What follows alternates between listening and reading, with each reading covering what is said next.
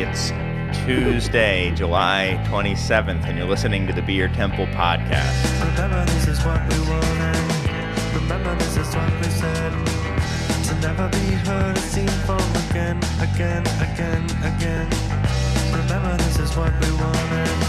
Remember, this is what we said. To never be heard or seen from again.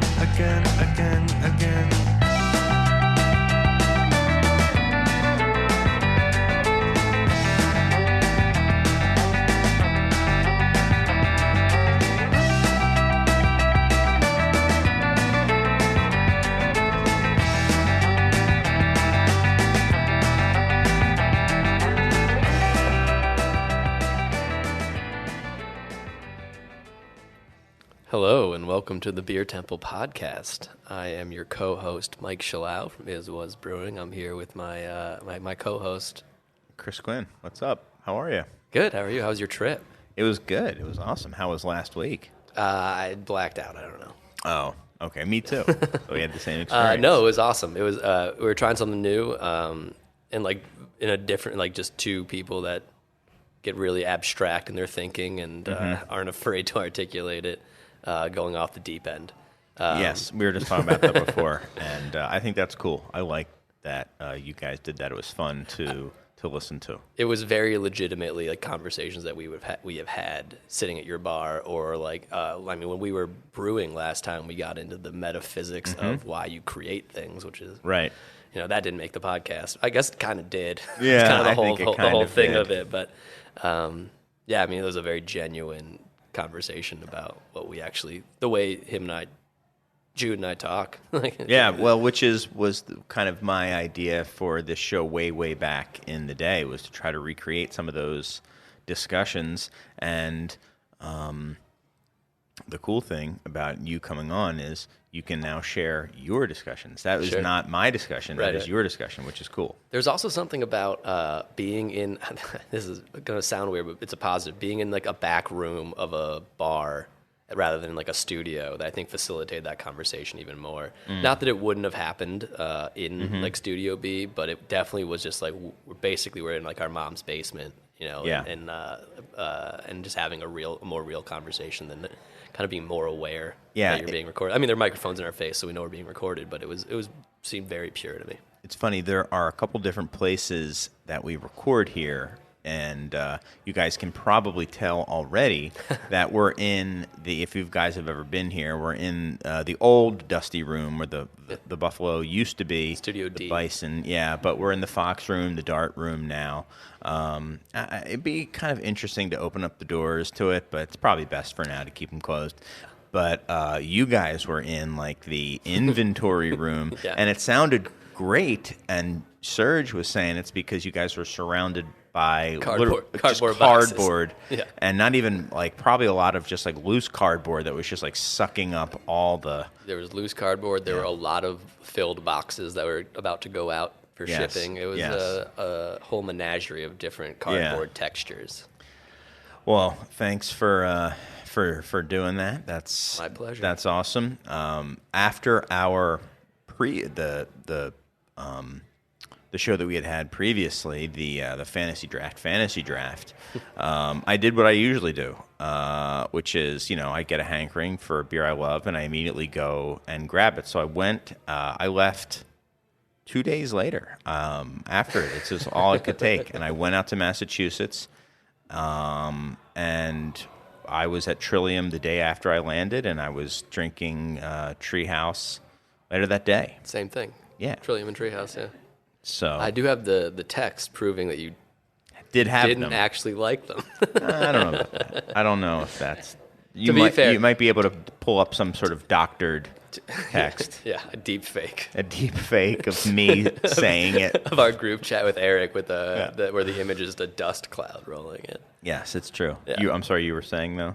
To be fair to you, you didn't actually drink King Julius like you drafted, which is your favorite beer. Which is my favorite beer. Yeah, except for beer. Hanji. Oh, Hanji. Yeah, that's right. Except for that beer. Yeah, that's your favorite beer. That's my favorite There's beer. one thing I know about Chris Quinn is he loves Marshmallow Hanji. First of all, King Julius. This was my fantasy draft. You know, if my fantasy football league only had my favorite football players on it, it would be a lot different than the ones that I draft. It would just be I would like, have what, no the Cowboys. 77 Eagles. Yeah, I mean, for real. I mean, I still have a hard time drafting Cowboys and Giants just because I was like, I don't want to have to root for this person. But so just but that brings to mind, I think we should probably reveal the results, right? So of course we we had the should. fantasy draft, and we asked people to vote, and we got almost 90 responses. People who actually voted. Wow. We got. Let me say, we got almost 90 votes. I'm sure most of them I were only you. voted 80 times. Right. I voted once. I'll admit it. I voted once. I'm pretty sure I voted once. Yeah. So here we go. Are you ready for the results? Absolutely. Let's get after it. Okay. So in 5th place out of 5 was Team Smoog. The Desolation of Smoog. They got desolated. Wait, who was the manager of that team again? I forget who they all were. But I think that was Eric Capron was Smoog. No, he was 420. Oh, you're right. Who was Smoog? Smoog Max. Oh my gosh, Yeah. Max Peltier. So Max is going to lose his job. Yeah. Coming in 4th was Team 420 North. Sick. Coming in 3rd was Team Y Stefan. Don't know who the manager of that one was. Team Pips was in 2nd. Nate Nelson. And the team I believe that I was a manager of, Team Sierra Nevada, won. Pretty So sure it looks like I win. Pretty sure you weren't the manager of that one. Pretty sure that was me. Soul drafting. Well, we'll have Beers to. I actually wanted to drink. We'll have to remember. Well, I'll have to go back and re-listen and see who drafted. But let's just assume, for your sake, that it was you. So, Well, congratulations. Was it a runaway? Did I destroy you guys? Or? You may have had 3 times as many votes as me, and infinitely more votes So than I only needed Team to Sierra. vote 60 times. Right. No, you. You were a clear winner. I would say you were not a drastic runaway, but you won. You won for sure. There's no doubt about it. That if you are Team Sierra Nevada, I believe I am. if that really was you, which I still dispute, then you won. I'm going to take it up with Commissioner Surge. Right. So then your team then. He's saying it was me. I don't know. I mean, what a surge now. So let me look. Team Sierra Nevada is. Oh, now that I look at it, it definitely was me. It was Bourbon County, It's where you would actually want to drink. New Glarus, 2 women, Terrace Bulba, Suarez Palatine Pills, Which I actually brought tonight. Cantillon, as a victory Fufun, and Hill Farmstead Edward. Definitely mine. So congrats to me. No, congrats, Mike. You win. Thank you. We played all season for this. Yep, that's what we played for. To win the draft. I'm Yeah. excited for the next one. Yeah, we'll have to see. I'll have to. Best beer. You know, bars I don't know in how many of my Philadelphia. teams or how many of my players really are gonna make it. I'm gonna have to go back to the free market, the free agency market, and redraft, recollect. But trust the process is what I always say when coming up with fantasy draft. You have been fantasy saying drafts. that a lot. I was confused as to why, and now I'm slightly less confused, I guess. Yep. So this is all part of the plan for me, is to do that. I think my problem was I definitely made some errors. I mean, I'm not going to lie. What were your errors, Chris? Well, I mean, I shouldn't have done, my number 1 pick definitely shouldn't have been Marshmallow Hangy in hindsight. It should probably have been KBBS. Well, it's one of those things where And, everyone went on a run. Okay, PBS. Okay. Yeah. And, I shouldn't have done Hill Farmstead Mary. I definitely should have done, Bierstadt, Slow Pour Pills. Should I have would just. bet Mary has a higher untapped rating. Well, I Isn't mean, that it's what you not were all going about off of? untapped. It's not all about untapped rating. Instead of Treehouse King Julius, I probably should have done Fort Point or whatever that point, whatever. My other favorite beer, You mean Prima Pills? maybe that one. Yeah. Probably should have done that Should have instead. tried to Sierra Nevada Pale Ale. Yeah, probably. Put your money where your bar is. Yeah, it's true. Well, there you go. So congrats to you. You've won season 1 of the Fantasy Draft, Beer Temple Fantasy Draft. I'd like to thank the Is Was Army for voting for me. Do you have a little cheers, a little button there? Do you have a boo? Just boo them. You don't have a boo? You took the boo off? Oh, come on. Oh. There you go. I knew you'd have it. Serge knows what's up. Welcome to the morning zoo. Yeah. All right. Well, I want to get into it for this week. Cool. So we have a new style of show, right?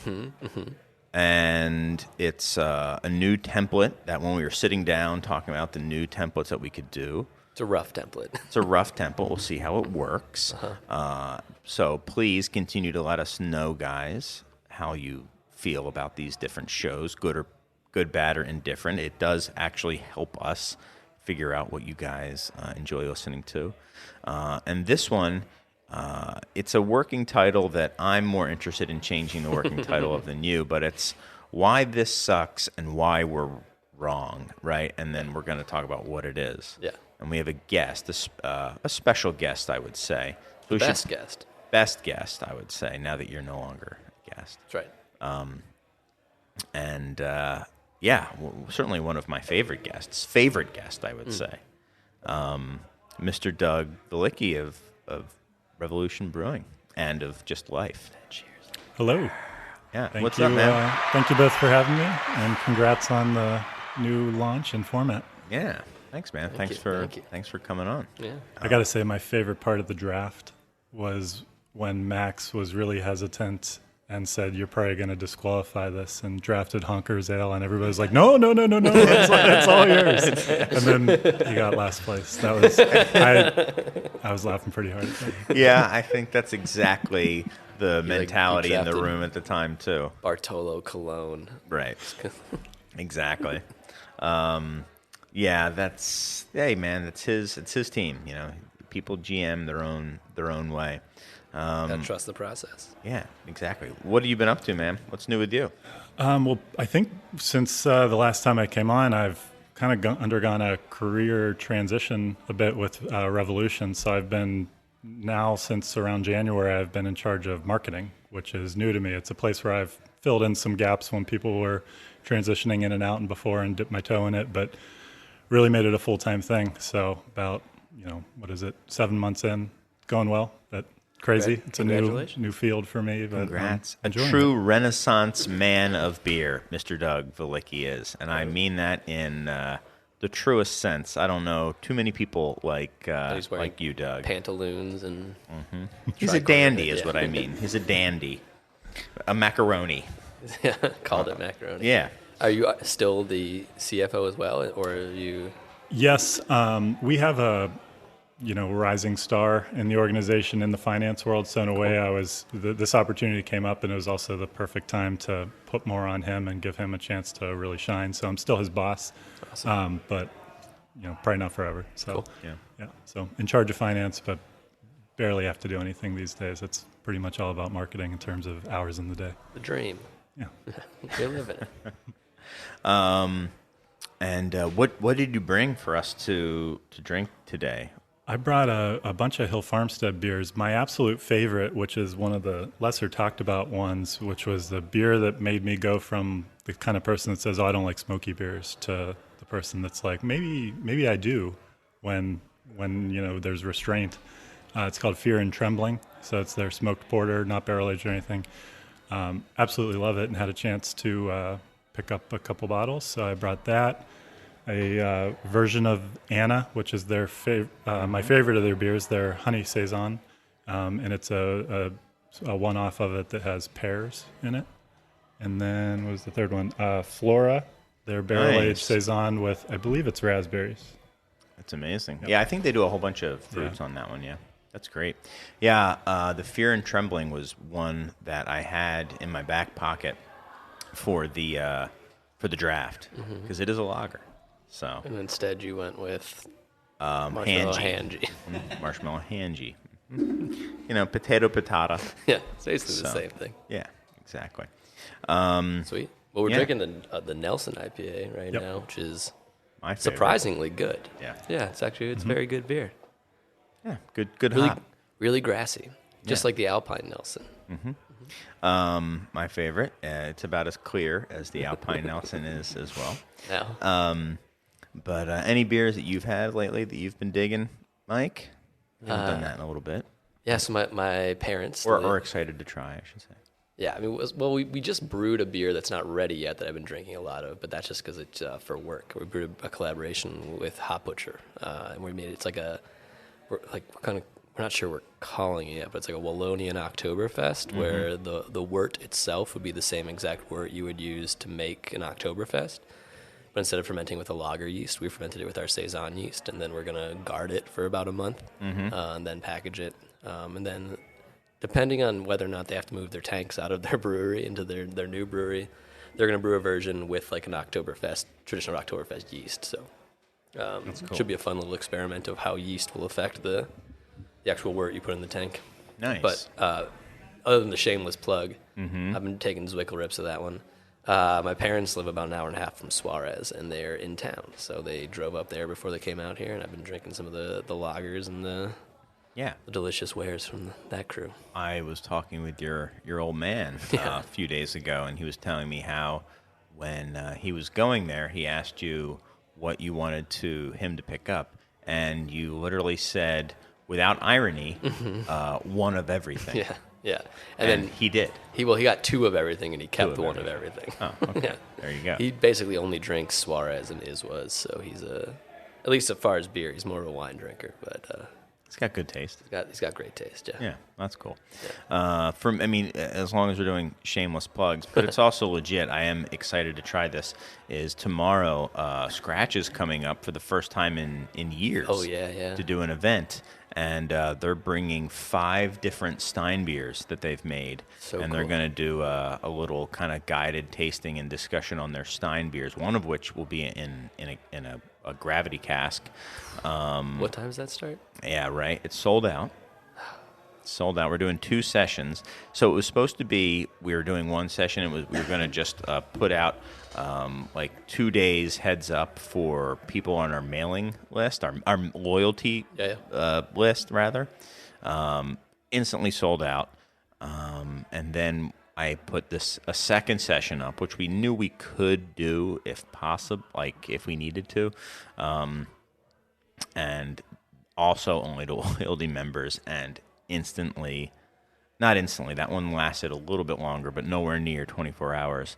So I guess what I'm saying is, get on the loyalty program if you want, like the most, like the events, we've done it a couple times, and the events that are the most coveted, I think, they don't even see the light of day. So it's kind of a shame, like most people don't even know that we're doing this event tomorrow, but it should be fun. I wonder if I could record it. I don't know if it would translate. I don't think it would, but whatever. They're talking about the beers and everything. Yeah. Aaron and Marika are both going to be here. They've got some audio visuals, and we're going to taste all of them, and it should be fun. I'm definitely looking forward to it. So it is a shameless plug, but also I've been looking forward to that beer, those beers for quite some time. I've actually had a few of those. I had a friend, a guy Ryan that brews with us. He had a friend that was down there and picked up a bunch of them, and they were super, super cool. Really cool. My favorite parts of the ingredients. One of the ingredients listed is rocks. Yeah, it's awesome. Well, they've made a bunch. I'm curious if I'll have different ones than you. I mean, they had a whole collection of them. Yeah, so that should be interesting. How about you, Doug? Anything? Yeah, I'll go shameless plug as well, but there's Why a couple good causes involved. We canned a beer today that's coming out tomorrow that I'll try to make this story as concise as I can. There's a beer festival that started in Pittsburgh maybe 3-4 years ago. It was called Fresh Fest. It was a celebration of all the black-owned breweries in the country, but really a gathering of black artists, musicians, restaurant owners, and anything else they could bring into this festival. took place in Pittsburgh. Pittsburgh's my hometown, so it kind of blew up before I even knew it was a thing. And then when I found out about it, I was really excited that this took place there, and reached out to the founder and got to know him. Dave Bracey is his name, and had him on I did a YouTube show during the pandemic, and he was one of the people I had on, so that's how I kind of first got to have a deep dive conversation with him. For this year, they wanted to have 16 collaborations where they paired 16 black-owned breweries with 16 other breweries who wanted to get involved in helping make this festival a success. And he asked if we knew anyone at 18th Street Brewing, because that's a brewery he wanted to get involved in it. We said absolutely. Josh, our owner, and Drew, 18th Street owner, had been always talking about, yeah, we should do a collab someday, and then this was like the perfect thing to bring it together. So we're releasing this. It's a West Coast IPA. It's called Shop Talk, and we are donating all of the proceeds to My Block, My Hood, My City, a great organization in Chicago. And another neat thing about this is a portion of the beer we send to Tavor. Tavor turns all 16 of these collabs into a mix pack of 16 beers, so people from any state that can get Tavor shipments can order this 16-can mix pack where you get one of each, and ours will be one of those beers. Awesome. So then they do a virtual aspect. The festival is very much going to be in person this year, but they have this virtual aspect. And then we get to be one of the beers. So it's kind of neat how it all kind of evolved and came together, and we got to be a part of it this year. So really excited about that. Very cool. That's awesome. Shop Talk sounds like Shock Top. Shock Top. So I assume it's a Belgian wit that you're making? A Belgian wit West Coast IPA? The hot style the kids are talking about. Yeah. Well, that's cool. And when is your version of this? It releases tomorrow. Oh, sweet. Yep. The festival isn't for a month. It's in a little bit more. It's like September 11th. Nice. In Pittsburgh. Very cool. All right then. Well, let's take a little bit of a break, do a reset, and then we'll come back with why this sucks. Welcome back to the Beer Temple Podcast. I am one of your hosts, Chris Quinn, joined by my other host, Mike Shallau, and our esteemed guest, the Renaissance man himself, the aficionado of basically everything there is to do with beer, Mr. Doug Veliky, as well as Fade Master Surge, who's just getting faded. You probably hear him doing it in the background, too. You can tell. I mean, as you the can sound hear quality goes down. Yeah, you can hear it. So we're talking about things that suck. I mean, talk about the conversations. You're talking about this is a conversation you really have with Jude. Talk about a conversation that you have had with me, well, probably literally countless times at this point. Well, why we just sit. There's certain people that I sit at bars with and just like hate on. You are probably number one. John Laffler is way up there with me. That sounded like you hate on me. We hate on things together. We're in this together. Or sometimes we're not on the same page, but we just enjoy listening to how, just doing that sort of thing. So that, I think you were you definitely coined the phrase, but I think what we were doing was talking about stuff that we didn't like in our livelihood and saying like, we should kind of talk about, I wish we could bring up these unpopular opinions a little bit more often. And I think you coined the phrase, why this sucks. And then you said, but we should also have maybe, and why we're wrong, or something like that. Well, it's because like most of these things, when we have real discussions about things that are more controversial, I guess, or not more controversial, that not everyone's having a love-in about, I usually end up being of a few minds on it from different hats I wear as someone in the beer industry, as a drinker, as a producer, as like the creative person who wants to make like artistic things, as the business owner. And I think that rampant in like kind of recorded conversations in general is pigeonholing people and then saying you have to argue from this point of view. I don't want to do that with this conversation. I want it to be able for everyone in the conversation to try to articulate as broad as their viewpoint is. but usually I fall on the side of this thing sucks. Okay. But yeah, no, So let's start from there then. So the idea on this one is innovation. Innovation sucks, and this is in its in context to craft beer and craft beer as it stands today. And this is, I think, it's only fair to say that this is a somewhat ongoing conversation between the three of us at the table plus some other people and stuff. Like this is a conversation we've had before. Yeah. I think, Doug, you may refer to it as well, but it was brought up on a previous episode of this podcast. Well, I was just very surly about someone using the term, and most of my issues with it come with usage, and we can get more into it. Let's get into it. Yeah, So tell me, Mike, and I'm not necessarily going to be the moderator, but it sounds like I am for right now. yeah, it's a knockdown, drag-out fight. Yeah.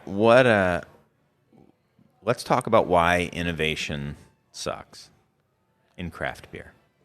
Yeah, I think it's usually used as this catch-all for we did something new and it's good.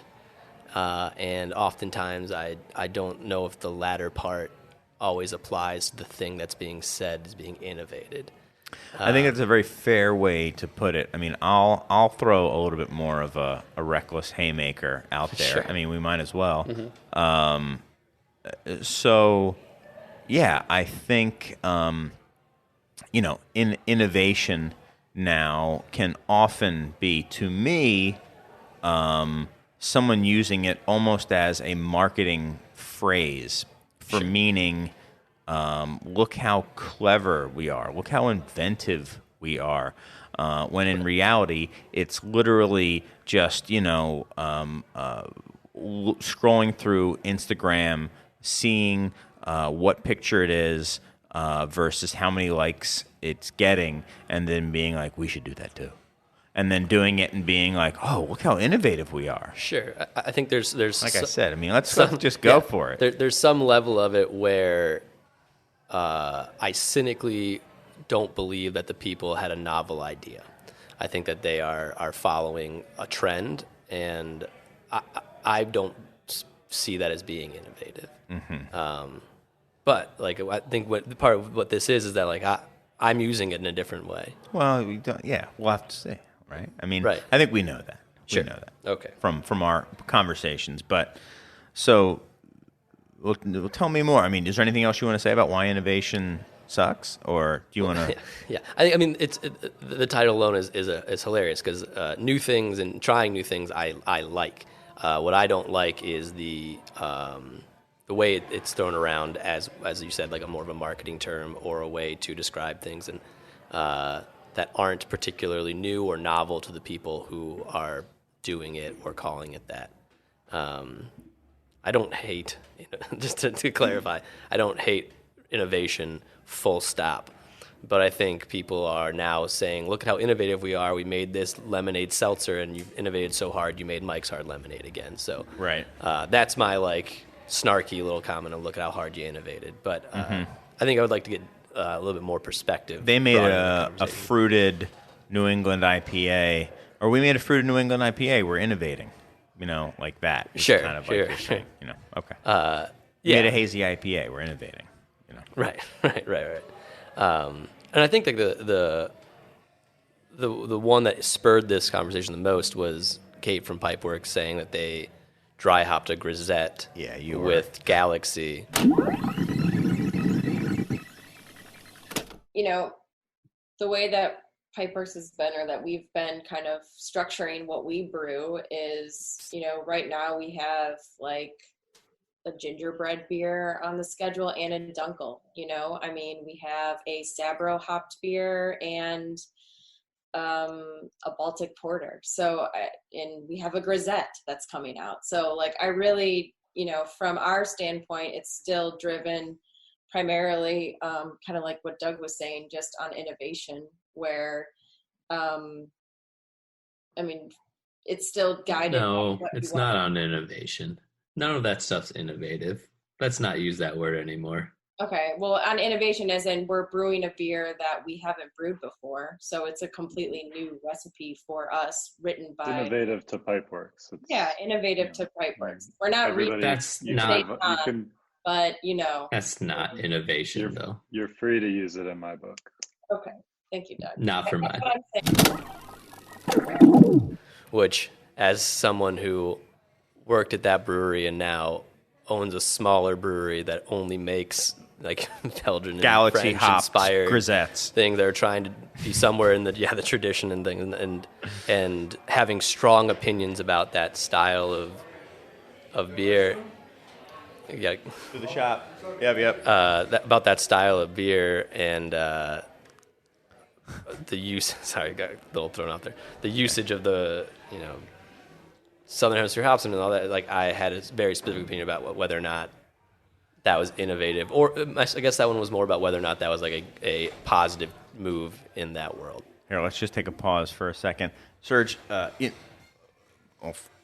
I'll just do it. So part of the beauty of recording a podcast in a functioning bar is that sometimes people try to walk through to go to the bathroom. So Yeah. we had to set up cool. some roadblocks to make it a more legit Studio D. I mean, half of me wants to just like open this room up and let it go by, but I know people like walk by and think it's funny to shout into the mic and Sure. be like, And this is only going to be on the radio. right, exactly. Yeah, but to recap that, just like as someone who thinks very deeply about that specific thing, it was upsetting to hear that described as innovation in a way that like isn't rational, which I would like to admit now. But these are my opinions. Oh, you're backing off so much. Okay. No, these are my opinions, but it's, all I've ever said is that this is my opinion about what the usage of this word is versus what it is that intended to be. Okay. So, Doug, you've graciously agreed to come on and defend innovation sucking in craft Not beer. sucking. I'm here to defend Kate Branken. Yeah. Yes, exactly. No, that moment stood out to me because Mike's reaction, which was fiery. You were pretty.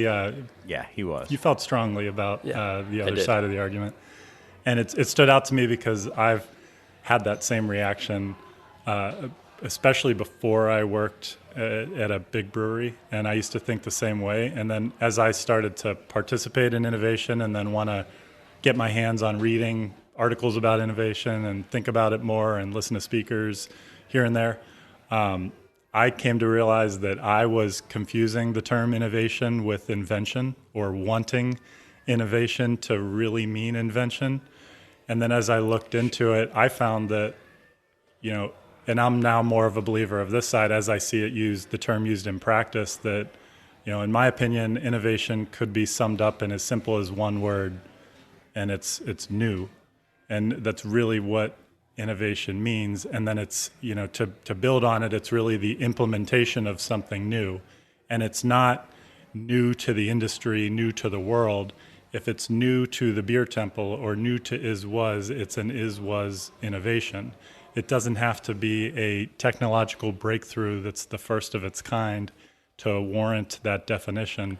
And I think a lot of people that get mad about it want innovation because it's such a cool term. Like you said, you want this, I want it too. And I think it's a mishmashing of these two terms that go together but are not the same thing. I think in modern, where I'm going to cut off is in modern usage, I think that it is not just new. Innovation has like some sort of positive and more inventive valence to it in usage. I'm sure, I know you're right in the definition of it. So I think I was more. No, I'm sorry, I didn't mean to interrupt. Yeah, I think that I'm more using it in the way that I see it used. Right, and often. I would tend to agree about a few things. I mean, a question I have, and from the get-go, I'm going to say I am going to prevent this from being a show about talking about the definition of a word. But I do think there is some discussion that needs to be had about it. So those of you listening, we're not going to sit there. I just won't put the podcast up if that's what it becomes. But we're not going to do that. But my point being, one, in terms of the definition, I do think that does a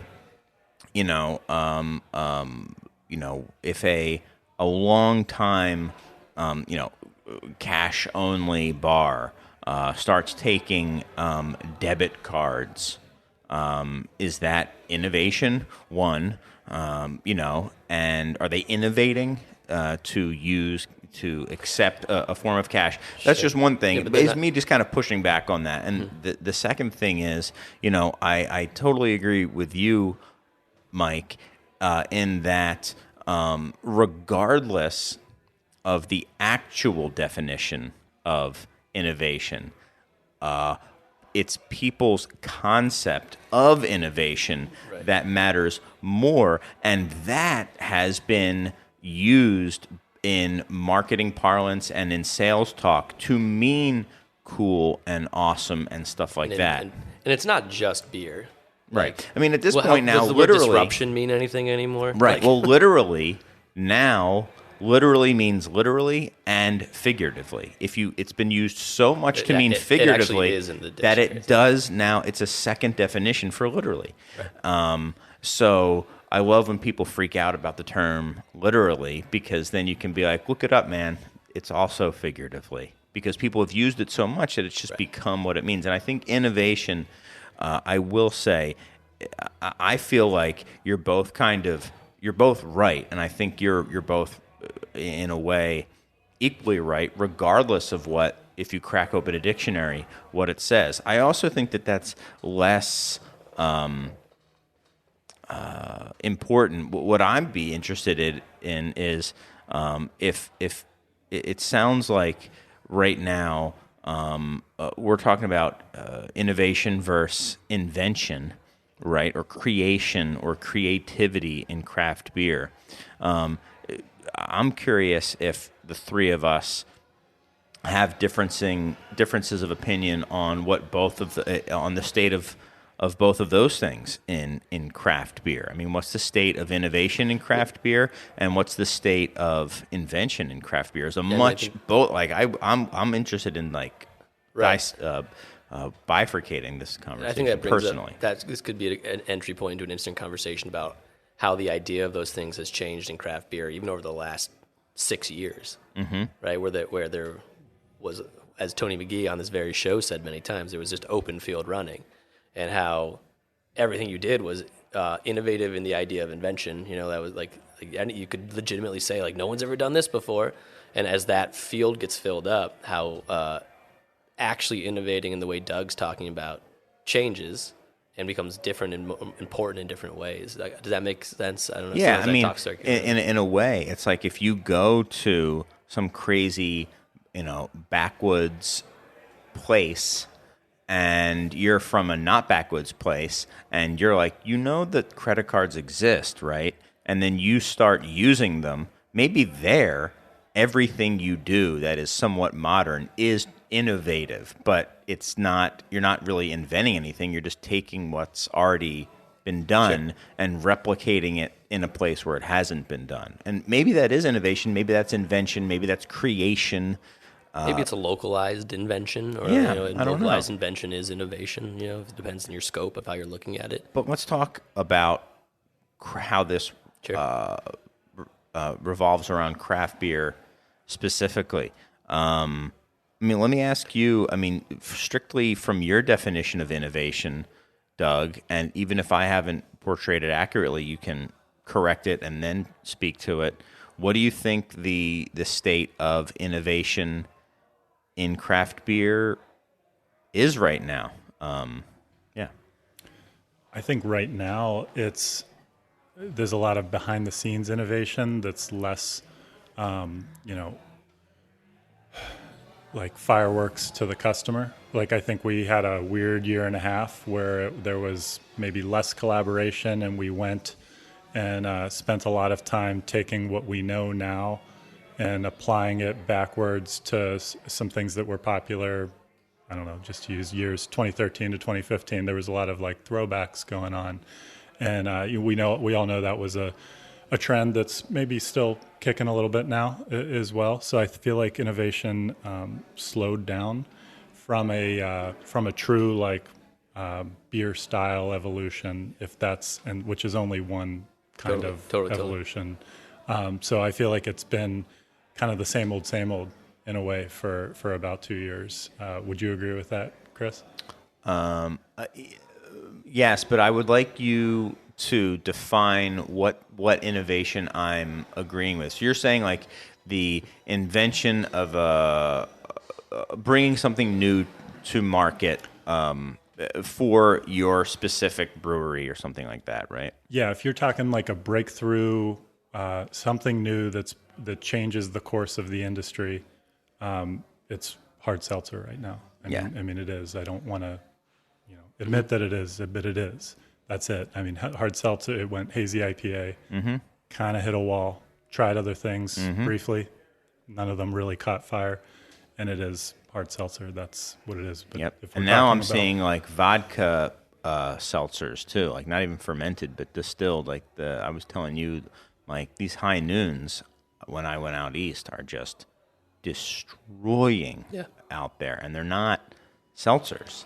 They're vodka club sodas is how they're labeled, or vodka soda or whatever. So Yeah. Well, I think you bring up an interesting point that, and something I was trying to get at when I was speaking a little more opaquely, but that innovation is kind of moved from, hey, we're making this very different looking and tasting thing, into how do we better operate our business, or how do we better communicate, and that's not as visible or as marketable as like, this beer looks different, or this one tastes like something you've never had before. But it is as important to the functional operation of your business.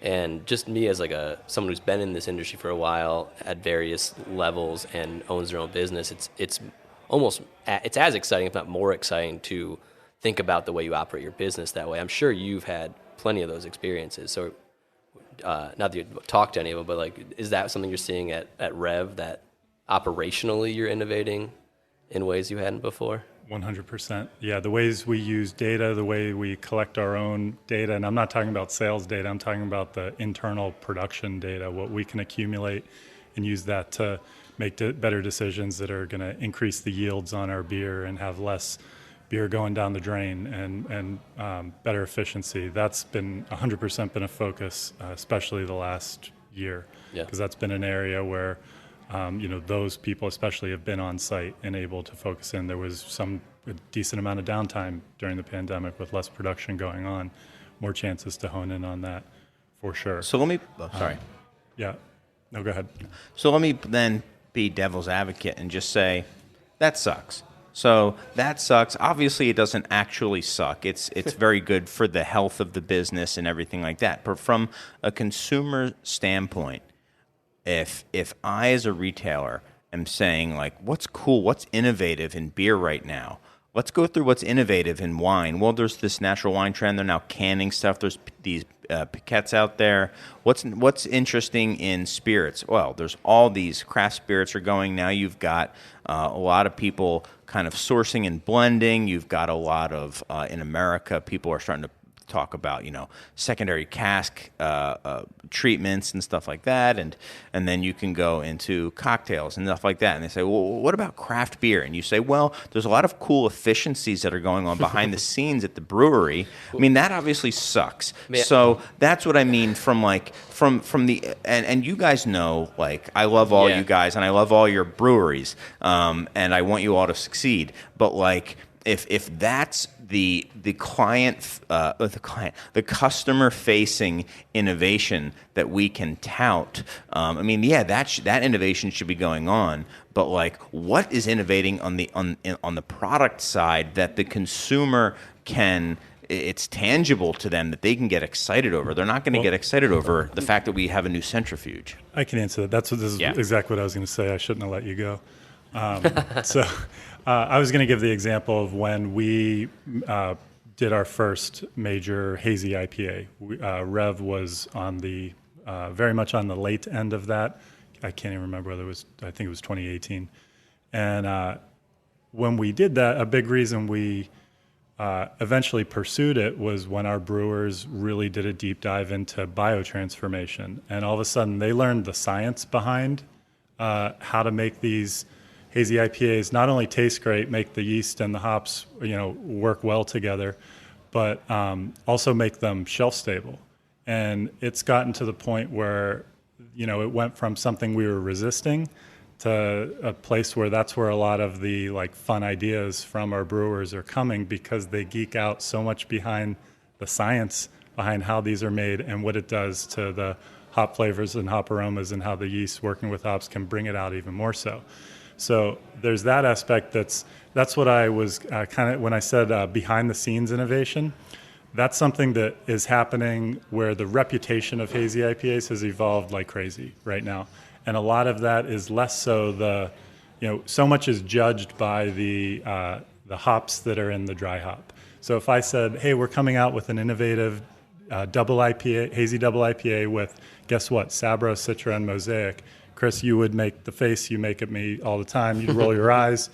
But even though on the surface, on the label, that doesn't scream innovative at all, there could be this incredible innovative process happening behind the scenes. And another area that's something to get excited about, they're still figuring out how to translate this to consumers getting excited, is what the hop farms are doing on the innovation side to make products that are very different from what was available just a few years ago, let alone 5 to 8 years ago, that are these concentrated hop extracts that can just really, really pump the flavor and aroma in an efficient way. That's how they sell it to the breweries. It's efficient for the breweries, but it also yields a much more pungent product that gets people super jazzed and super excited. So I think the hop farms, in a way, are leading for sure in that category, and that they're just not making the same old, same old. They're making not only new varieties, but these new ways to present them to you to use that also saves you money by the same brewhouse turn yielding more beer for you. And now, like, yeast producers are jumping on the idea that brewers are aware of biotransformation happening and genetically modifying yeast to produce thiols that are different than they would have without it. Yep. Like Omega's got one now. I think there's another one out of Berkeley or something like that.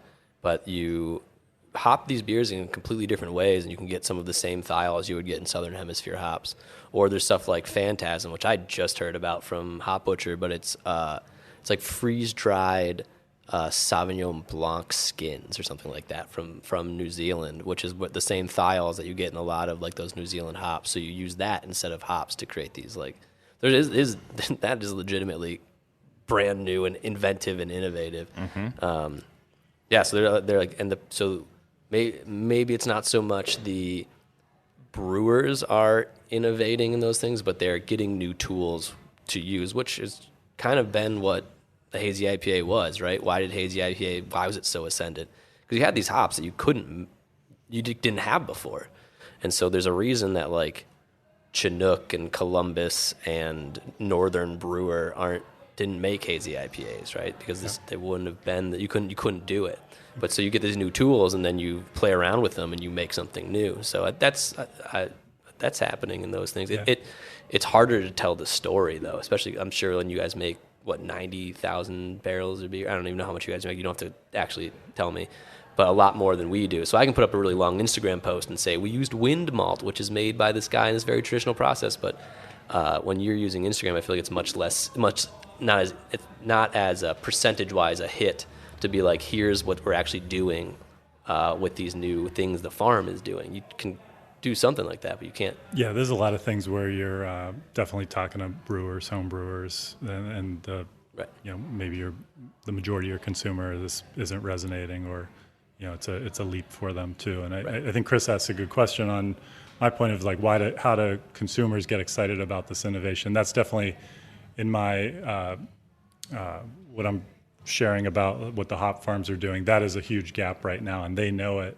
And they're trying to figure that out too, because I talked to them about this. Is like they have these cool new products that make our hazy IPAs really cool, but how does the marketing trickle down to some? It happens with hop varieties. We see all of a sudden people will get excited about Rawaka because the right brewers championed it, put it on a beer, and then all of a sudden people know about it. But how do they do that with these other products that are not just about what hop variety was used, but the way it's used Right. in the process of brewing? And- And it's really interesting, but it might be too much for a lot of And they consumers. don't let have me the jump on romance, right? You can't just sell the romance of it. Where Well, if you're hold like, on. it comes out of the ground, it's like that's like the earth gave it to us. Where if you're like, no, One we thing I will processed say this. about Treehouse was as my wife was driving out to Boston, and Boston Joe was friend of the show was asking her to pick up a Treehouse because I was coming into town and I needed some, and so because I flew out and I was looking at their site, and I will say, very impressed with how they took the process of hopping and really made it consumer friendly to their type of consumer on their website when ordering. Because here, I just pulled up their online order for their website right now. So here's what they have in cans. They've got I'll skip the names of the beer for now, but it's a double IPA, an American Pale Ale, a classic Pale Ale, an American IPA, a double IPA, a double IPA, a double IPA, an American IPA, an American IPA, an Oat American IPA, an American Pale, a double IPA, an American IPA, an oak-conditioned German Pils, I'm almost done, an American Brown, a Helles Lager, an Imperial Milk Stout, and an American Porter. So all those sound like they're the exact same thing, right? So when you click into them, though, they say, like, you know, it's absurdly hopped and so on and so forth. But then if you start, like, reading more and more, you'll start realizing that they're talking about that it's not just, it's not just like the type of talk you would expect to get on a menu. Like, they're talking to you about how this IPA was, from a process standpoint, done a little bit differently. And they talk about how they, our normal hop regimen is done like this. And then whenever we say it's like a Giga Julius, it means we're hopping it like this. So for this beer, we did our typical thing, hopped it like a Giga Julius, but then used like these other hops for it. And they're talking about the different techniques they're using to create all these different things and why they are different in and above just this one's Strata Mosaic Citra, this one's Citra Mosaic Strata. And then there still is a little bit of it, but it was I gave them a little bit of credit. They were going into the process of how they hopped these beers differently. I'll say that. Now, I will also push back on all that stuff and say I'm still hearing more than ever from the consumers that they are getting bored by the fact that they seem to all be the same thing, that we are getting more and more to the point in American Psycho where everybody has the same business card, and we're talking about how, well, but look at the serif on this one. It's totally different than this other serif. And if you look at it, it is totally different. But if you also look at it, it's completely the same. Sure.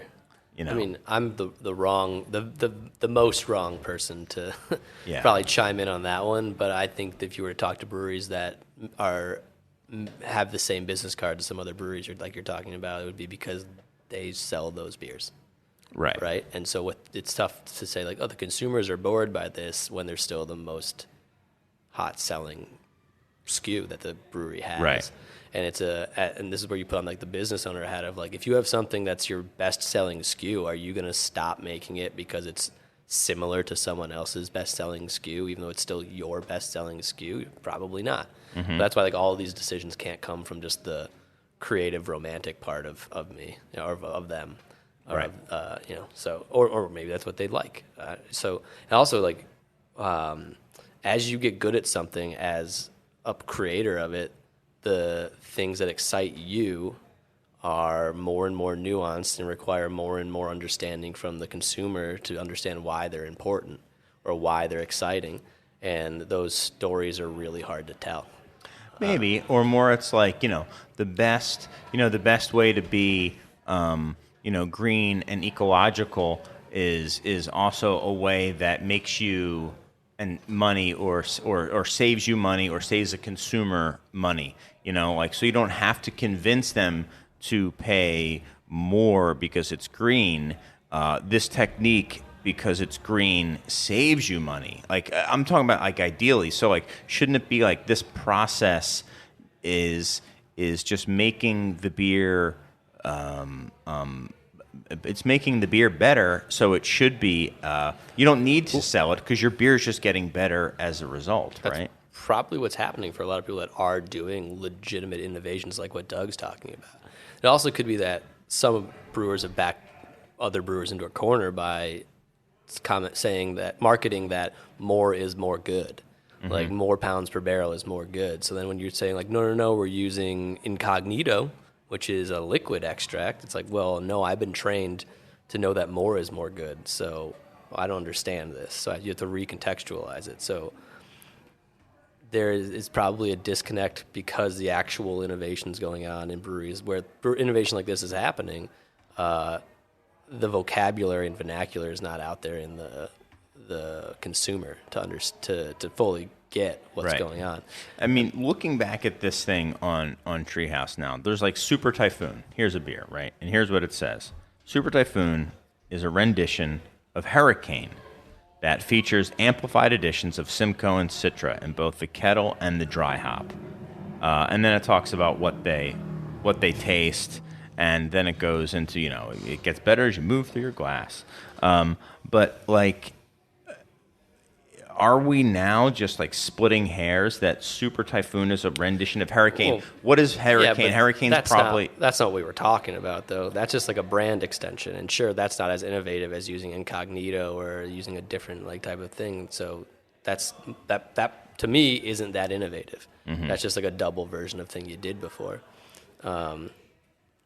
It might be a new SKU. It might be, by letter of the law, a new thing. But that's where I would be like, no, it's not really that much that innovative. I think that seemed off the course of these of the innovation that's actually happening in breweries. But so what you're trying to say is that what we're describing is more the exception than the rule? No. What I'm talking about is, and maybe it's a semantic argument, is that if the thing is innovation sucks, how about what I'm saying is the state of innovation, as you can see from the outside, sucks, and that beer is not as exciting as a result as it once was in people's eyes. Yeah. So that's what I'm saying. When I put my consumer hat on and I walk into a place, I often feel that way. I feel like beer is eating itself. I don't know. That's just one thing that jumps out at me on what both of you are saying, but Chris, to you saying that consumers are saying they're bored. I'm hearing it more and more. I'm not saying like all the time that happens, totally. But I hear it more and more. Yeah. I think there are breweries doing this well and breweries doing this not well, which is, and Mike, you've alluded to this, but breweries that are constantly leveling up their communications so that consumers, I believe that whether they realize this or not, every consumer wants to feel a little bit smarter each time they buy a beer. They just want a little nugget, even if it's just like, I want to know what Rawaka tastes like. I want to be able to notice that flavor. Mm-hmm. And that's as simple as that. The way Jude can write a Hop Butcher post is innovative to me. The way Half Acre writes their posts, they are not mailing it in. Some breweries are mailing it in. Those are two examples that are not.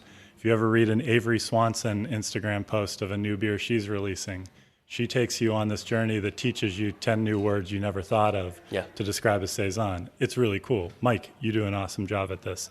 So many don't, but if that's happening to me, Chris, I think it's happening at a lot of places that are keeping it simple, dumbing things down, and not feeling like they're taking their consumers on this journey and slowly releasing more and more information to take their base and gradually level them up. And it's hard to do that. It takes a plan. It takes a lot of thought.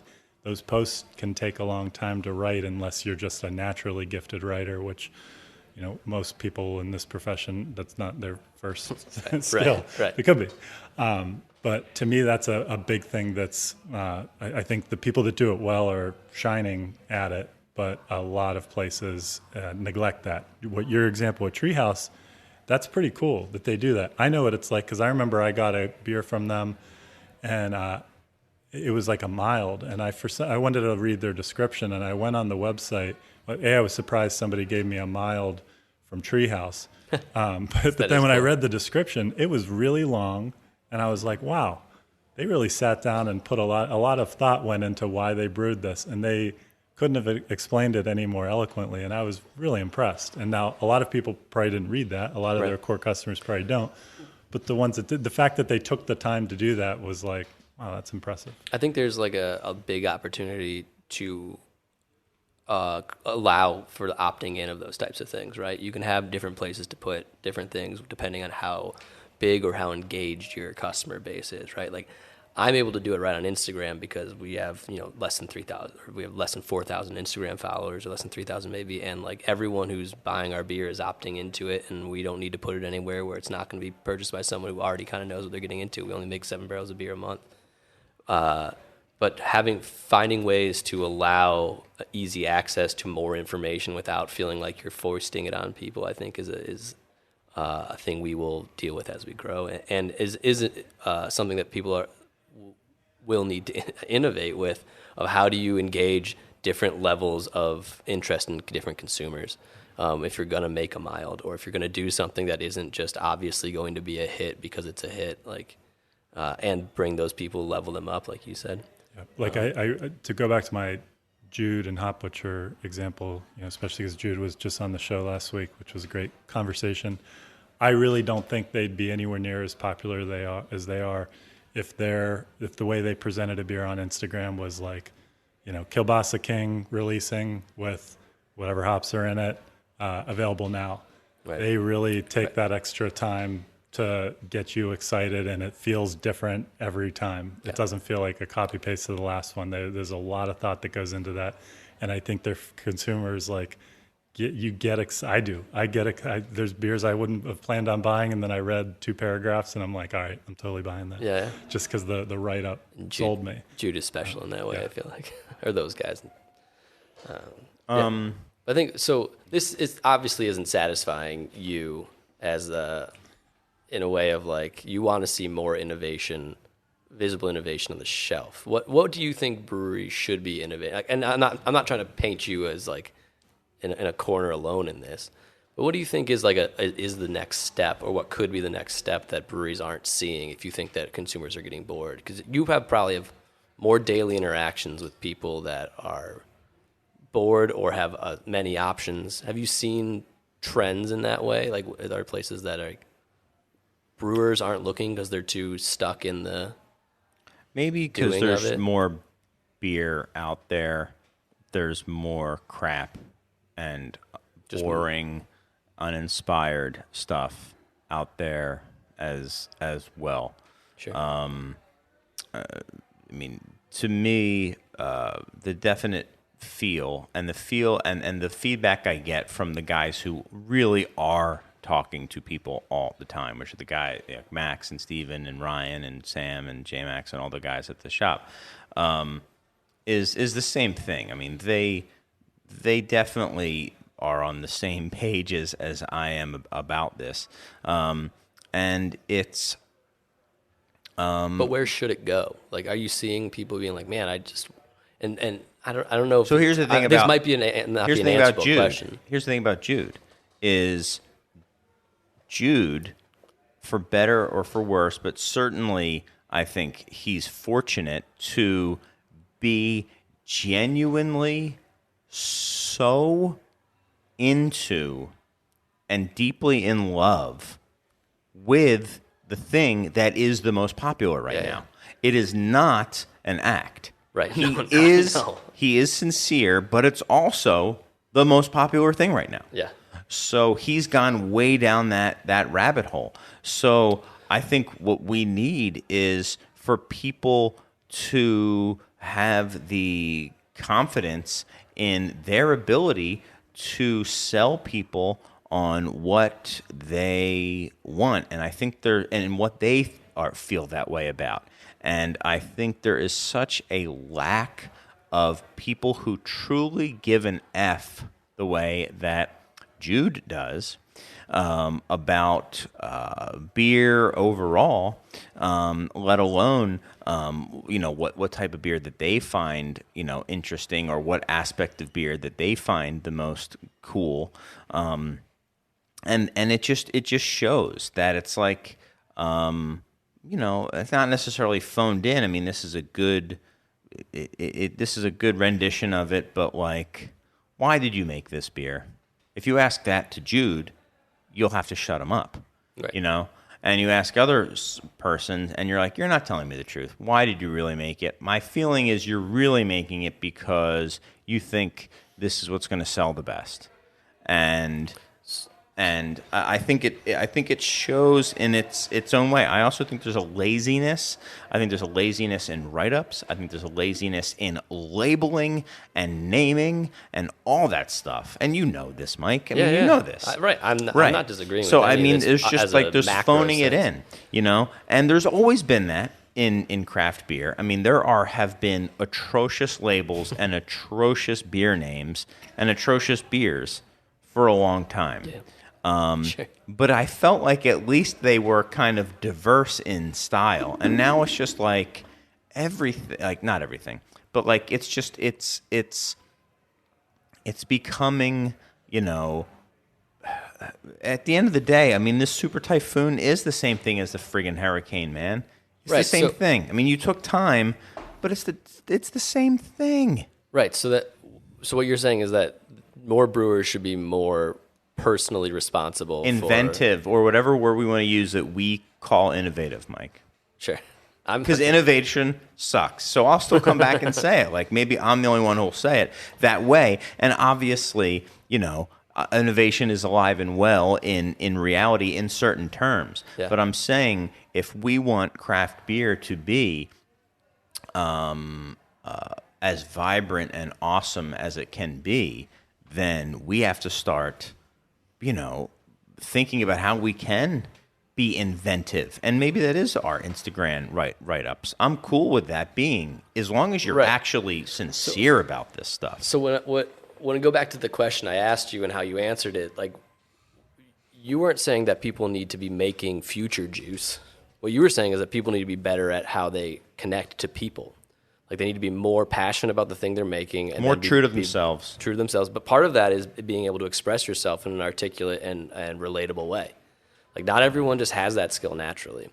And a lot of these businesses are really small businesses. But I agree that most breweries should do a better job at that. The best ones do a really good job at it. I think there's a lot of ways to do it. I think that Doug picked up on write-ups, but that's one way to do it. There's other ways to do it. I mean, there are breweries who are atrocious at everything else except for the one or two things they do amazing, and people love them for it. I mean, there are breweries that people just have a fondness for that have like horrible labeling and stuff like that, or like non-existent write-ups or whatever it is, but they just love them because they're so real, or at least they come across as real. Maybe that's their maybe they're gaming the system and they're like super meta fake. Are there, correct me if I'm wrong, but the breweries you're talking about are all older breweries. Are there breweries that have opened in the last like 4 or 5 years that have terrible aesthetics and don't write anything about their beer and are doing well in the Chicago market? Let me think. Terrible aesthetics. No, well, maybe not terrible aesthetics, but where it's not like here's the coolest. You know what I mean. Not terrible necessarily, but not like Not pandering not or thoughtful. or maybe even just not pandering to what the macro craft beer is. Not macro, but the larger oeuvre of craft beer art is. Yeah, for sure. I mean, I think locally here there's a bunch. I think On Tour and Midwest Coast are two pretty good examples of that just locally. I also think, yeah. So I mean, I don't want to keep coming Yeah, up with it's not them, but just a I list, think, but I think those are two examples. Now, is that two that I've attached to because they're making styles of beer that I personally like? Sure. Now, I'm sure there are other breweries that are making styles that maybe aren't my thing, but there are people who are, digging it and digging what they're doing, and it isn't like everything else. I mean, I think there's probably a reason that Goldfinger is like exploding in the lager world, and they're certainly not doing what everyone else is doing, Right. And they're getting a fan base as a result. So I don't know that much about what Goldfinger is doing. Sadly enough, I just know that that people are connecting with it. And it wasn't the easy way out. That wasn't the easy thing to do. Was be a lager mostly brewery.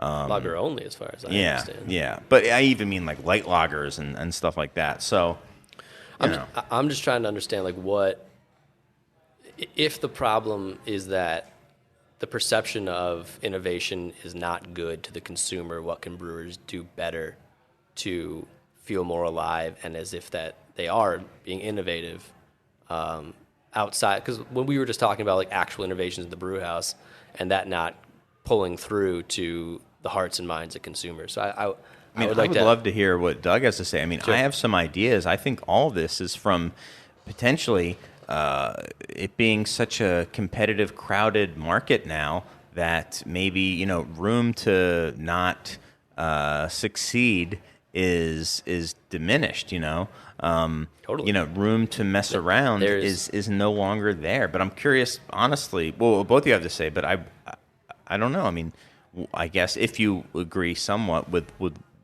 what I'm kind of putting out there, Doug. I mean, do you think that there's a reason that that so much industry appears anyway to be in these ruts, in these channels that they're just going down?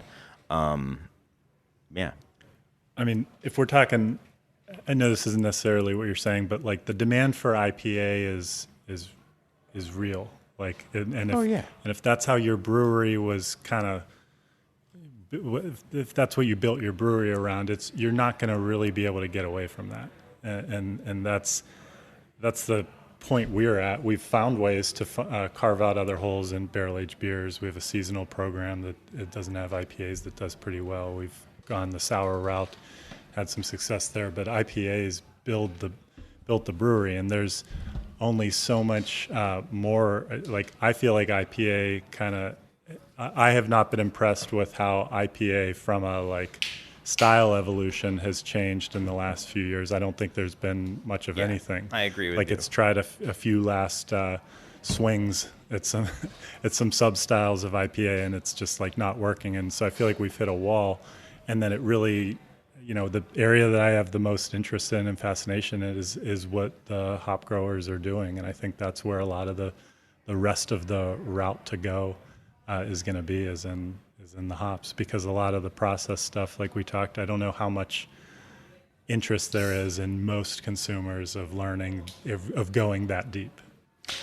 I would push back a little bit. I would love to see more. I would love to see the more use of malt in IPA, in yeast in IPA, in bitterness in IPA, in the use of mouthfeel and final gravity, and I would love it to be something where if you see something that says IPA, if it just says IPA and there's no other tag around it, it could mean anything. And right now, if I see an IPA from a brewery I don't recognize that's American, I would, if someone says, what's that going to be like? I think it's going to be a hazy. It's going to be a hazy, sweet, IPA. Sweet to my, perception, IPA. And, I mean, how many times am I going to get something that has like, I don't know, some, it's like the color of like an Alpha King, or even the color of a Two Hearted these days. I think there's so much open room to play with. I was talking to a brewer from Sweden about a month ago, and he was an American, but he's brewing in Sweden, and one of their two flagships, they call it what do they call it? I forget the term they use for it, but it's essentially a hoppy amber. Like that fixed gear kind of red IPA or something from Lakefront. Great beer. Don't see it here anymore. It's a great beer. I think it's a beer that people would be dying to try now because they're so starved for this variety. So I think that just go back to some of the stuff that's already been done and try your take at it. Wait, so now innovation is going back to things that have already and been done? Do your take It's not invention, on it. Chris. I mean, it just certainly kidding. is. It certainly is. If you're, think of all the butcher shops and the barber shops that are going back to how it was. We have gotten to a place where like making a hoppy amber ale could very well be innovative in this market. Like it's an interesting. Maybe put some oats in there. Maybe put a London 3 in there. Maybe that's like to somebody who actually knows what they're talking about. Like Jude is out there being like, Chris, that is the stupidest thing. Don't you understand? The base of this needs it to be a pale straw color. No, but it's like there's so many things that you can do. I mean, even back in the day when they were throwing like stuff at the wall to see what see what sticks. You got the black IPA, the Belgo IPA, you had your very different East Coast, West Coast, and double IPAs were all very distinct styles. Like East Coast was malty, double IPAs were also kind of malty but even bigger, and the West Coasts were kind of bone dry. And then you had this Midwest double IPA, which was kind of sweet, pale, and very strong. And now it's all Is that an the same objectively thing. better time in beer? Like that's No, I don't necessarily know if it's objectively better, but Was it subjectively? Did you liked it better? I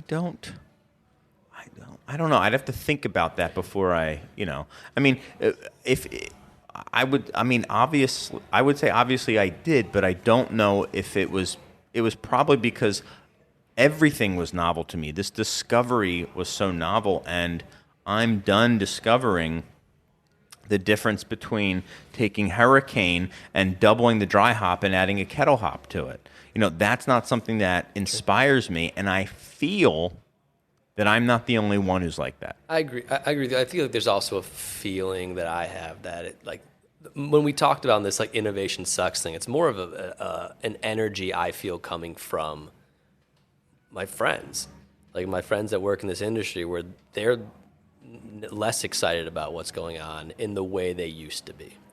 In the way that it used to be like when I worked at Pipeworks, we were throwing everything in there, and those were like crazy beers. Were they great all the time? Probably not. But like there was, and innovation and invention was king. And we're clearly at a part of the craft beer growth cycle where innovation is not king anymore. Mm-hmm. It's making it consistently or marketing or something. So there is something to lament as like someone who really, really loves that innovation as invention. That's where, to tie that back to the beginning, that's the where record, I feel that. For other people who think out there, a lot of people think that I hate hazy IPAs. You love King Julius. I love King Julius. Everyone knows that about me. If there's one thing about me, you know that. And two, it's like they're not my preferred style. I do not hate those styles. And if anything, I think they've been very good to a certain degree for craft beer. And I'll also say, for the record, I think probably one of, if not the first, New England style IPAs I've ever had. I liked so much, I reached out to you and said, that is a truly interesting beer. I really think it's interesting. And it was a Pipeworks beer. Yeah, it was an accidental New England style IPA. It was a London 3. It was a beer we made as an English summer ale that just, not through innovation, but just through, like, I guess innovation, not through invention, evolved to go from what was a homebrew recipe that was 3% to a 9% double IPA over the course of years and years and years with the same name and the same, like, thread. But it was a London 3, like, I think it was a London 3 Nelson beer. And I remember you saying, like, it has this yeast character, this bubble gummy thing. It's like, and the hops and the yeast play so well together. Now, this is an interesting IPA. And it was quite a bit. That was, like, when we were still only packaging in bombers. Yeah. It was a long time ago. But the point being, like, that flavor profile isn't one that I just hate. It's like... It speaks to something that, like, there's a reason that got popular. That is not necessarily objective, but broadly accepted, pleasing profile.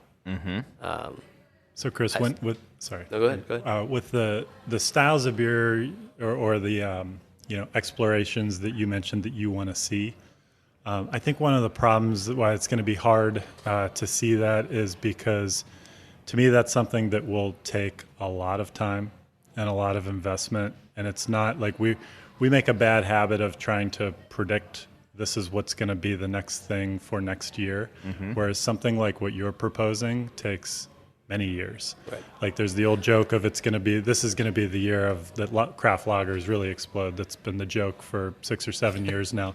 But if you think about it, what we're seeing now is we've been saying that and joking about it, and it's never going to happen. But, like, just think about Chicago, where we had Metro, and then a lot later. But then we had Dovetail, 2016.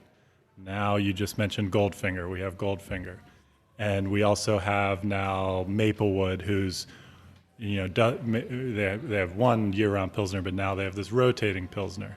And then you've got Hopewell, who's maybe it's not their number one, but they're focusing on rotating lager and making lager interesting. Pipeworks, absolutely. Hop Butcher makes rotating lagers. Absolutely. So it's happening, but it's not going to happen from 2020 to 2021, where we're going to say, I was right, it was the year of the lager.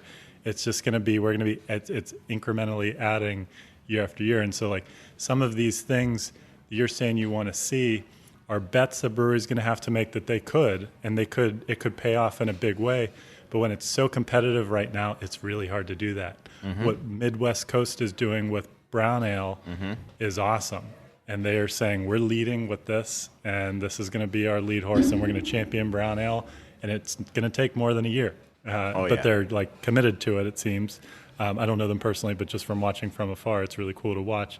Like, that's a positive example. Another one you mentioned to throw out there of kind of like what it seems like you want, but it's so hard to do when you're already down a path and committed to an area to switch gears like that. It takes years to make that to make what you're talking about interesting and people to get it.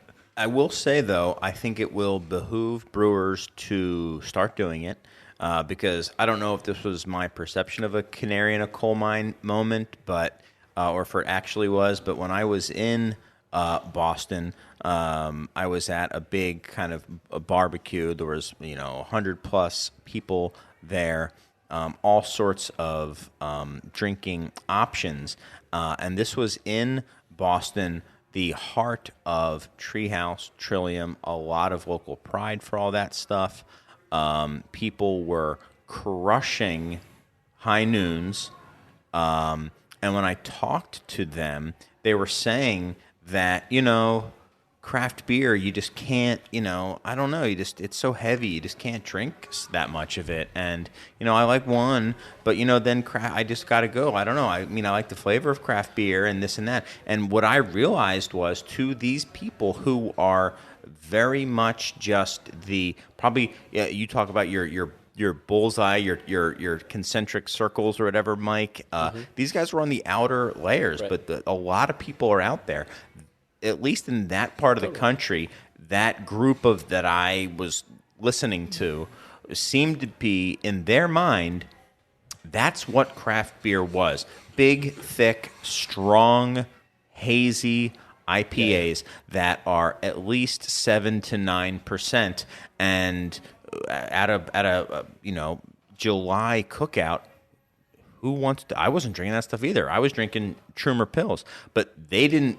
They didn't really mess with the Trumer pills either. They wanted something different for the occasion, and to them, that was craft beer. Maybe that's a Boston thing, but I don't think that helps craft beer. That's what everyone's perception is. These hop bombs that are big and strong and milky and everything like that, and they don't care about innovation. That's not really. new though. Like if you had done this same thing in like 1997, and they were all like malty IPAs that were super bitter, or 100 IBUs or 200 IBUs, it would have been a similar thing. Like, oh, I don't want to drink that. It's just like a different color of that same thing. And honestly, I would rather have craft beer where it is now, where those people are aware of it, rather than like the people that are aware of it, be like, I don't want to drink a Stone Ruination. I want to drink this Zima or whatever. I was 8. But the market is also way, way more savvy and more diverse than it was back in 1997. But if we're talking about the bullseye thing, those people on the outside are always moving to other stuff too. So it's like you have them for a minute, and if that's where you're making your money is by selling to the people at the very outside of a category, it's going to be a tough go. You have to have a lot of the people in, like, at least like if I don't know, those people jump from. That's why they're at the edge of those bullseyes. They're not beholden, and they're not like at all identifying with that category. So they'll go to whatever is the thing that's tasting best right now, whatever thing is marketed to them the best.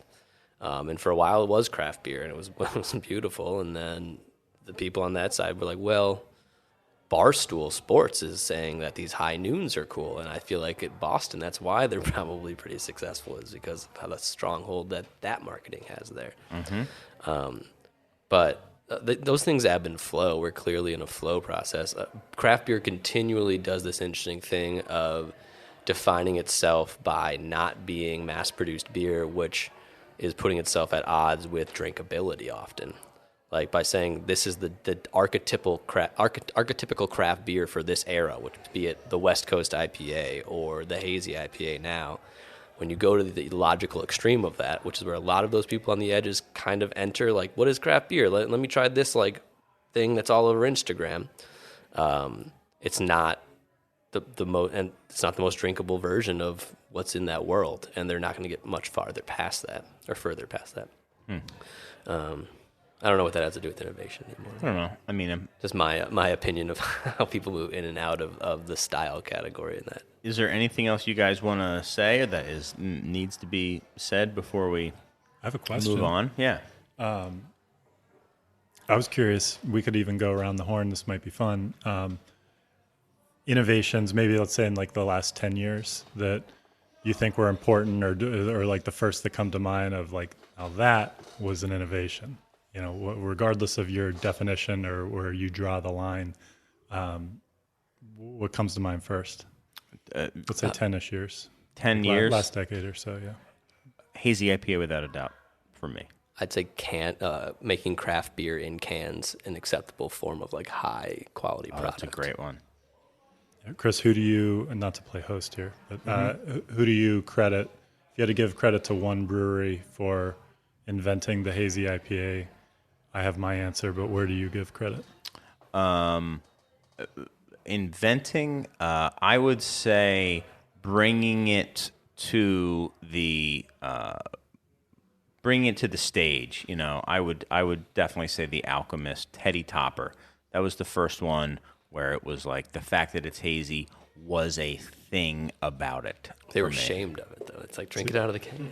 See, I give it to Hill Farmstead. I think they were making them first, and I don't think Heady Topper is like also barely hazy. Like Hill Farmstead in 2012, which is I think when Heady Topper came out, was making thick orange IPAs. Sure. Different than they are today, but them to me, like people always mention Trillium and Treehouse first. To me, it was Hill Farmstead who was making these beers first. Now, I agree with that. No way disagree with the fact that Hill Farmstead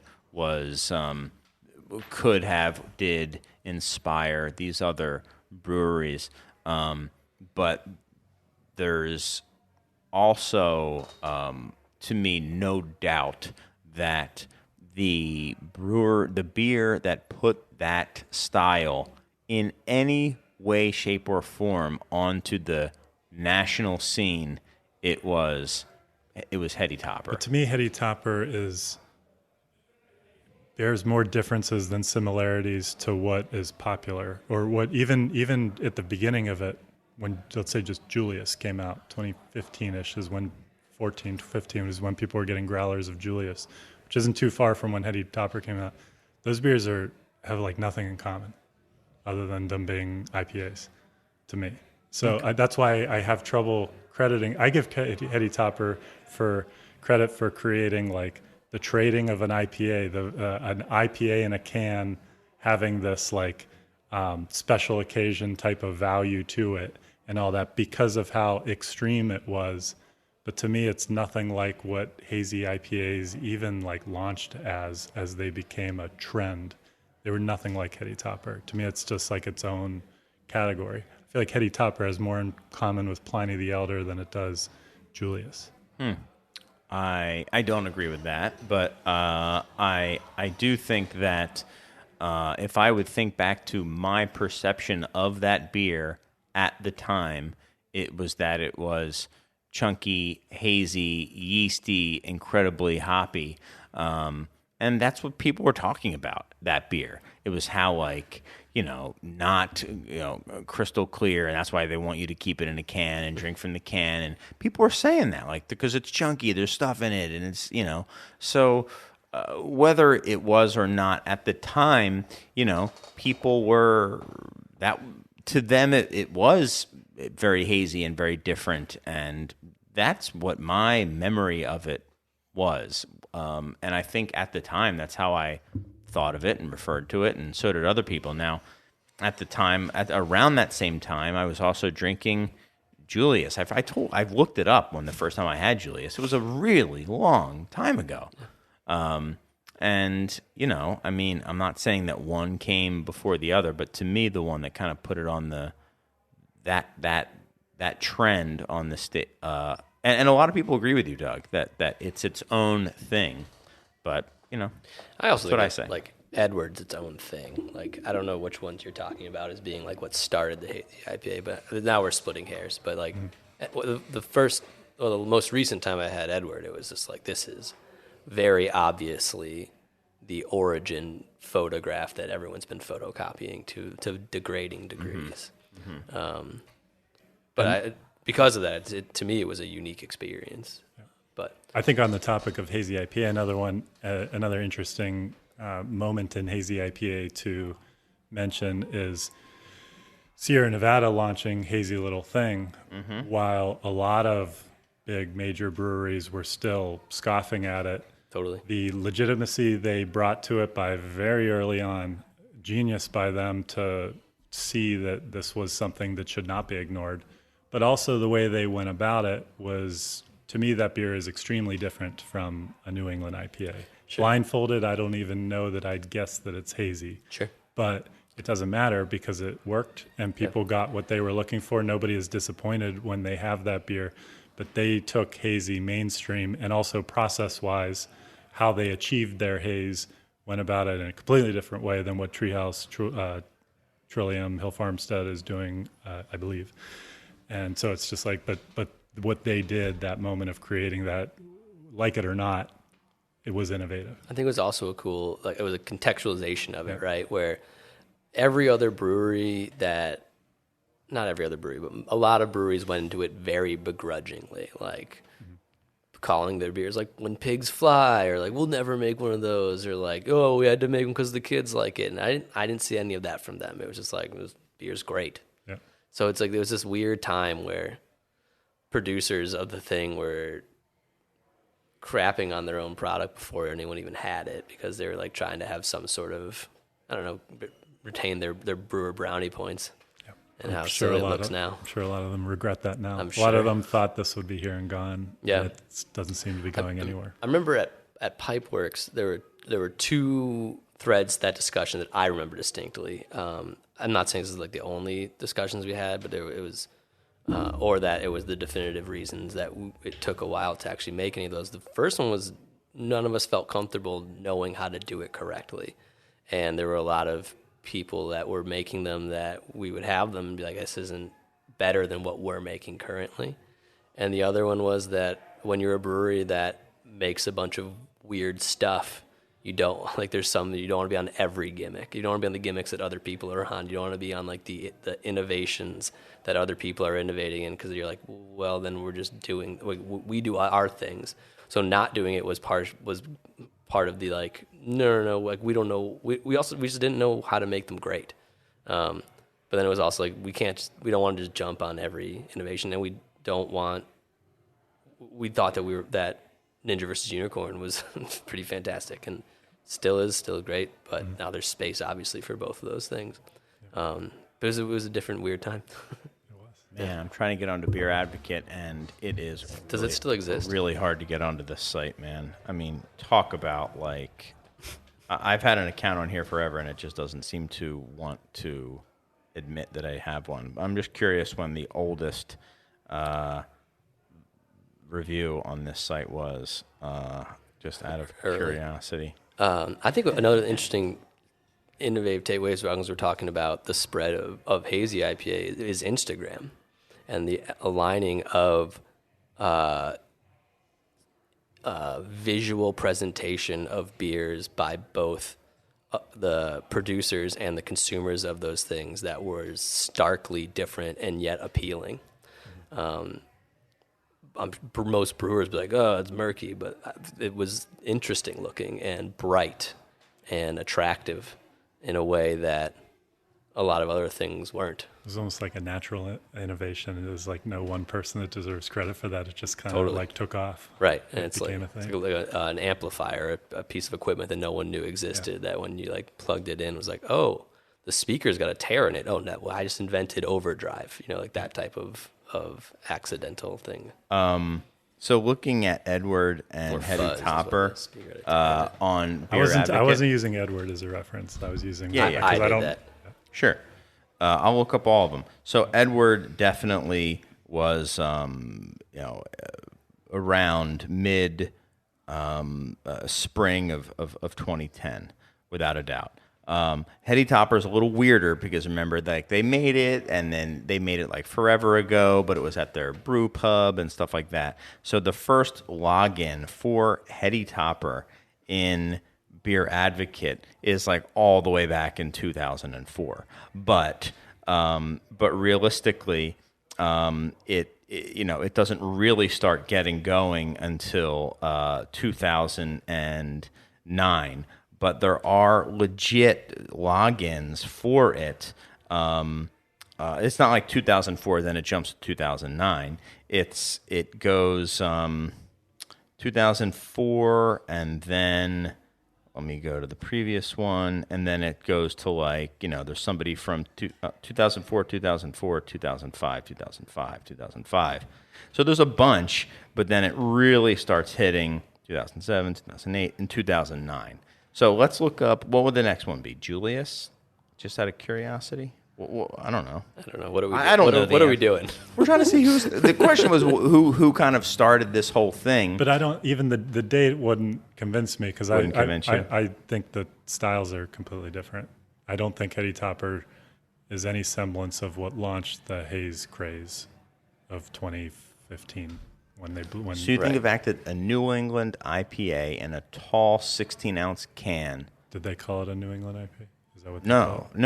I mean, I don't know. I don't call it that. But does Treehouse or Trillium who calls their own? Treehouse and Trillium Call them New England IPAs? I believe so. I don't know if they started out calling them that, and I'm no expert, but you were just out there. What were they calling them? High Noons? I was calling them my favorite beer of all time. So, yeah, and then Treehouse is, that's November 2012. So it is, I think, without a doubt, later now. I would say that they all it was gradual. I think it was kind of how it grew, and an exaggeration of what came before it is what I would say. I mean, we're way off topic, but... Yeah. We were right on until you brought that back. You started it. I said, we done? And then you asked me that, and to me it was like, yeah, we're done. So I said I'm just sitting here on Beer Advocate because I wasn't really paying attention to what you're saying anymore. Anything else then before I have some letters I wanted to read and some reviews. Any closing statements since I didn't hear what you said last? So, okay. Not just that innovation shifted. So you love innovation. I got it. No, this whole thing was about having a nuanced conversation. All right. Well, guess what I have in my hands? I have an actual postcard. Wow. It says "Made in beautiful South Bend, Indiana." Was that postcard made before or after Hetty Topper was made for the first time? My guess would be after. Okay. This is fall of 2018. Crooked U Brewery and Ale House.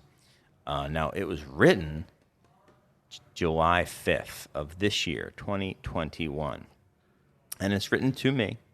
It says, Chris, thank you for rebooting the podcast. Good info and entertainment today. I will keep my eyes open for the scratch event. Hopefully I will be there.